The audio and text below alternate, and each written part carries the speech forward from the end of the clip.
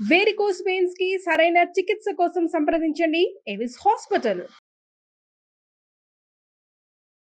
నమస్కారం. మాఘపురాణం 8వ రోజు పారాయణలోకి వచ్చాం. మృగశృంగుడు అనే బ్రాహ్మణ యువకుడు తనకి కాబోయే భార్య అయినటువంటి సుశీలని, ఆమె యొక్క స్నేహితురాళ్ళిద్దరినీ కూడా అపమృత్యువు నుంచి రక్షించాడు. యమధర్మరాజు కోసం భీషణమైన తపస్సు చేసి ముగ్గురు అమ్మాయిల్ని బతికించాడు. పునర్జీవితులైన ఆ ఆడపిల్లలు ముగ్గురు ఏం చెప్పారో చూద్దాం. మృగశృంగుని మంచితనం వల్లను, పట్టుదల వల్లను, యమధర్మరాజు యొక్క కృపాకటాక్షాల వల్లను మరణించిన ఆ ముగ్గురు కన్యలు మరలా పునర్జీవులై నిద్ర నుండి మేల్కొన్నట్టుగా లేచారు. వారు చూసినటువంటి యమలోక విషయాల్ని వారి తల్లిదండ్రులకి, ఈ వింత విడ్డూరము అవి చూడ్డానికి వచ్చినటువంటి అశేష ప్రజానీకానికి ఇలా తెలియజేశారు. వీళ్ళ జీవుడు యమలోకానికి వెళ్ళిపోయాడు. ముగ్గురులో నుంచి జీవాలు వెళ్ళిపోయినాయి కదా, అక్కడ వాళ్ళు చూసిన సంగతి జ్ఞాపకం ఉంది వాళ్ళకి. ఏం చూశారో చెప్తున్నారనమాట. యమలోకంలో పాపులు తాము చేసిన పాపములని అనుసరించి శిక్షలు అనుభవిస్తూ ఉంటారు. పాపులు తాము చేసిన పాపకర్మలకు యమలోకంలో కఠిన శిక్షలు అనుభవించవలసి ఉంటుంది. అక్కడ శిక్షలు కఠినాతి కఠినంగా ఉంటాయి. ఎర్రగా కాలుతున్న ఇనప స్తంభానికి పాపులను కౌగలింపజేస్తారు. ఒక ఇనప స్తంభం కాలుతూ ఉంటుందట, దాన్ని కావలించుకోవాలి. ఇనప స్తంభాన్ని కావలించుకుంటే ఏమవుతుందండి? శరీరం కాలుతుంది కదా, కావలింతలు తప్పవట, హగ్ చేసుకోవటమే. తర్వాత తలకిందులుగా వేళ్లాడగట్టి కింద మంటలు పెడతారు. సలసలా కాగుతున్న నూనెలో వేయిస్తారు.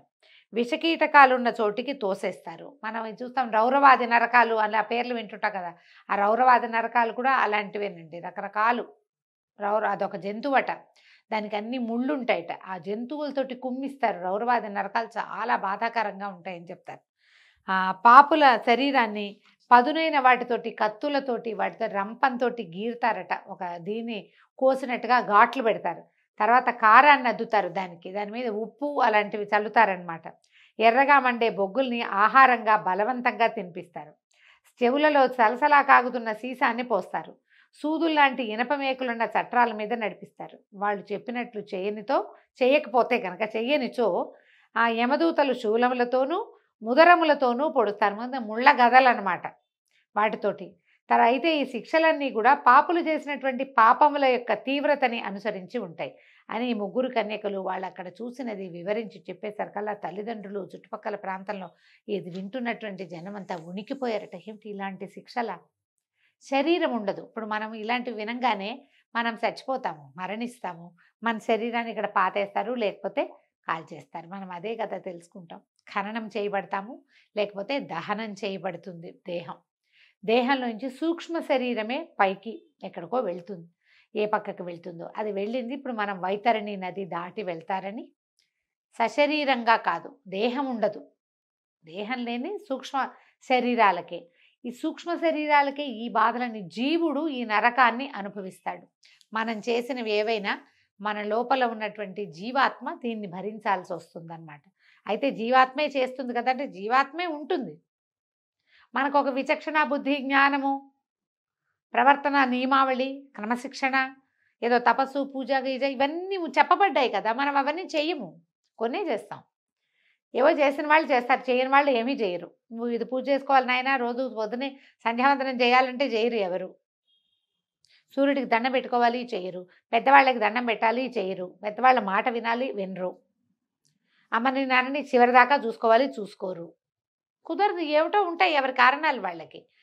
ఏ కారణాలు ఉన్నా మనం ఏ పొరపాట్లు చేసినా, ఏ తప్పులు చేసినా, అకారణంగా ఇతరుల మీద నిందలు వేసిన చిన్న చిన్న పాపాలకి కూడా ఎన్ని రకాలు శిక్షలు ఉంటాయని చెప్తారు. మనం ఈ పురాణాలు ఎందుకు వింటామంటే ఎంతసేపు భక్తి కథే కాదు, దీనివల్ల మనం సరిగ్గా చేయకపోతే మనకి ఏమొస్తుందో కూడా చెప్పబడుతూ ఉంటుంది. ఇలాంటి శిక్షలు ఉంటాయి. ప్రతి తప్పుకి శిక్ష, తప్పు లెవెల్ని బట్టి శిక్ష లెవెల్ ఉంటుందన్నమాట. అది క్లియర్గా చెప్పబడుతోంది. భయపడుతున్న తమ తల్లిదండ్రులను ఆ కన్యలు ముగ్గురు ఓదార్చారు. తల్లిదండ్రులారా, అన్యాయంగా అక్కడ ఎవరిని శిక్షించరు. మనం చేస్తాం అన్యాయాలు, ఈ నరకాల్లోనూ అక్కడ అన్యాయాలు ఏం జరగవు, అంతా న్యాయంగానే జరుగుతుందట. ప్రతి పాపకార్యానికి అనుభవించదగినటువంటి శిక్షాస్మృతి ముందుగానే ఉల్లేఖించబడి ఉంటుంది. పాపుల పట్ల యముడు ఎంత కఠినాత్ముడో, పుణ్యాత్ముల పట్ల యముడంతటి ధర్మరాజు. యముని భయంకర స్వరూపం చూసి పాపులు గోల పెడతారు, కానీ పుణ్యాత్ములకు యముడు శాంత రూపుడై దర్శనమిస్తాడు. ముందు అధ్యాయంలో మనం చూసాం, చాలా పరమశాంత స్వరూపంతో మృగశృంగుడికి కనిపించాడు. శాంతరూపుడే ఆయన. పాపుల పట్ల కఠినంగా ఉంటాడు, కానీ రూపం భయంకరంగా ఉంటుందని ఎక్కడా చెప్పబడలేదు. తర్వాత తల్లిదండ్రులారా, భయపడవలసిన పని లేదు, సూక్ష్మంలోనే మోక్షం కలిగే మార్గాన్ని తెలుసుకున్నాం.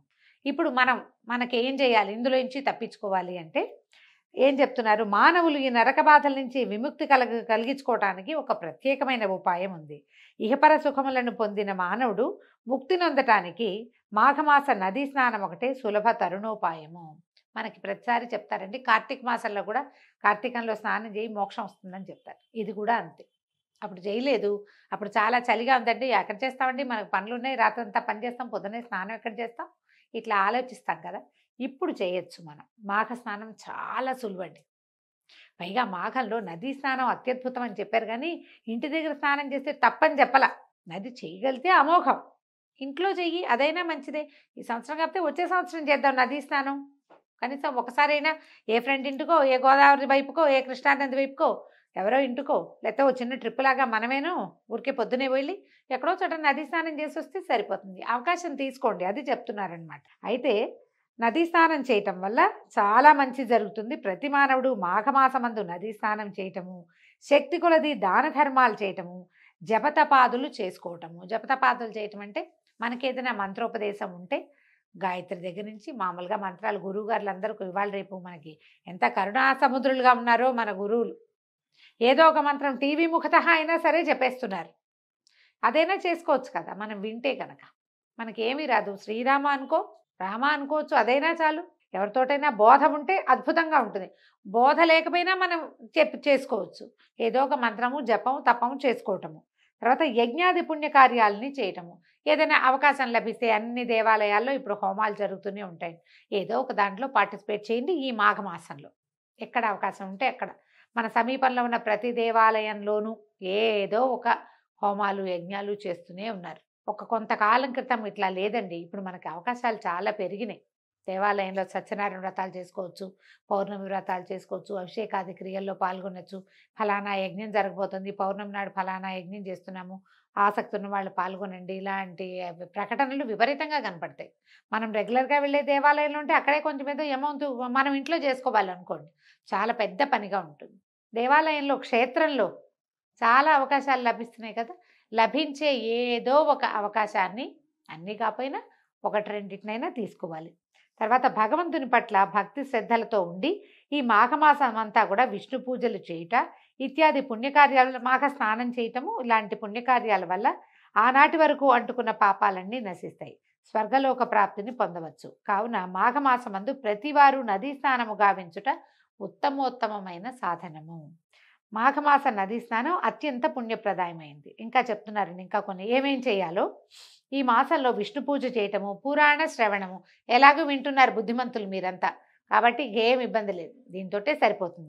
శక్తి కొలది దాన ధర్మాలు, శక్తిని బట్టే దాన ధర్మాలు చేసుకోవటం. నిష్కల్మష హృదయంతో శ్రీమన్నారాయణుని పూజించుట, స్మరించుట, విష్ణు సహస్రనామ పారాయణ, లేకపోతే కనీసం కేశవనామాలు చెప్పుకునైనా అర్చన చేసుకోవటం ఇత్యాది కృత్యాల్ని చేయవలను. అట్లు చేసినచో శ్రీమన్నారాయణుని కృపకు పాత్రులై విష్ణు సాయుధ్యాన్ని పొందుతారు. కావున మరణం పట్లను, నరకలోకం పట్లను భయపడవలసిన అవసరము లేదు.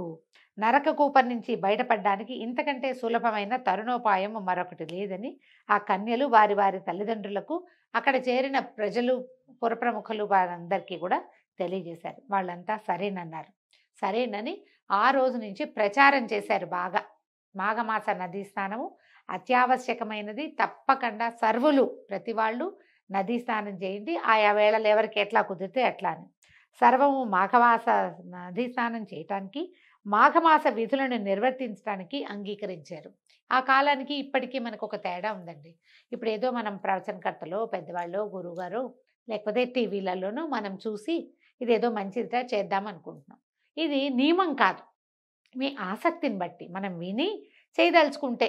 ఇది ముగ్గురు నలుగురు మాట్లాడుకుని అబ్బో ఇది చేస్తే చాలా మంచిగా మా అమ్మమ్మ కూడా చెప్పేది, అలాంటివి ఏవో మాట్లాడుకుంటాం. మనం సోషలైజ్ అయినప్పుడు కూడా మనకు తెలుస్తాయి కదా. లేదా నలుగురు ఫ్రెండ్స్ కలిసిపోయి ఏ ఆలంపూరో లేకపోతే ఏ బెదవాడో వెళ్ళి కృష్ణానదిలోనో లేకపోతే అక్కడ తుంగభద్రలోనో స్నానం చేయాలని ఊహిస్తాం, అవకాశం ఉంది.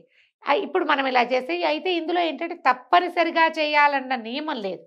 పాతకాలంలో ఏం జరిగేదంటే ప్రభువులు చాటింపు వేయించేవాళ్ళు, అందరూ చేయాలి, అంటే అందరూ చేయాల్సిందే, ఎవ్వరూ మానడానికి వీల్లేదు. మనం చాలా ఈ వ్రత కథల్లో వాటిల్లో చూస్తాం. ఏకాదశి వ్రతమహత్యం మన అంబరీషోపాఖ్యానం చెప్పి చదువుతున్నప్పుడు అంబరీషుడు ప్రజలందరూ ఏకాదశిని నిర్వర్తించాలి అని ఖచ్చితంగా ఆజ్ఞ జారీ చేసి ఉంచాడు. అందుకని ఆ దేశంలో ఉన్న వాళ్ళందరూ ఏకాదశి వ్రత మహత్యాన్ని అనుభవించారు. వాళ్ళంతా కూడా ఏకాదశిని చేసుకునేవాళ్ళు. అలా మనకి ఇప్పుడు ఈ పాత రోజుల్లో ఏంటంటే ఒక ఆజ్ఞలు జారీ చేసి అందరూ చేయండి. ఎవరో గర్భవతులు, చంటి పిల్లల తల్లులు, పాలింతరాళ్ళు, వృద్ధులు, ఏదైనా రోగగ్రస్తులు, చలికాలం అవి పడని వాళ్ళు, అసలు నీరే పడని వాళ్ళు కొంతమంది ఉంటారుగా, వాళ్ళని వదిలిపెట్టి చేయగలిగే వాళ్ళందరూ కూడా ఆ అవకాశాన్ని వినియోగించుకునేవాళ్ళు. ఇప్పుడు మనం కూడా అలాంటిదే చేసుకుంటే బాగుంటుంది. అవకాశం ఉంటే చూడండి మరి. అయితే దీంతో 8వ రోజు పారాయణ పూర్తయిందండి. రేపు ఉదయం 9వ రోజు అధ్యాయంలో మళ్ళీ కలుసుకుందాం. నమస్కారం.